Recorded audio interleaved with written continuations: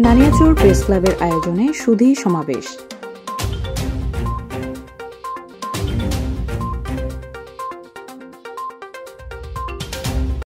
Naniarchar press ক্লাবের উদ্যোগে সুধী সমাবেশ অনুষ্ঠিত হয়েছে।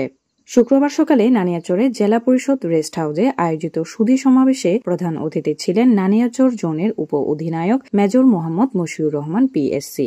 গেস্ট ওনার ছিলেন নানিয়াচর উপজেলা নির্বাহী officer Mohammad Aminul Ehsan Khan. Naniarchar press club সভাপতি মেহেদি ইমামের সভাপতিত্বে ও সিএসটি টিভির সিনিয়র রিপোর্টার ইকবাল হোসেনের সঞ্চালনায় রাঙামাটি জেলা পরিষদ সদস্য দয়াল দাস, রাঙামাটি জেলা প্রেস ক্লাব সভাপতি সাকাউত হোসেন রুবেল, সাধারণ সম্পাদক আনোয়ার আল হক, নানিয়াচর থানার ওসি নাজির আলম, সাংবাদিক আলমগীর মানিক, উপজেলা বিএনপির সভাপতি মোহাম্মদ নুরুজ্জামান, জামায়াতে ইসলামের আমির জুলফিকার আলী, সাবেক UP chairman Supon Chakma, Naniarchar press club সাধারণ সম্পাদক নাজমুল হোসেন রনি সহ গণ্যমান্য ব্যক্তিবর্গ উপস্থিত ছিলেন।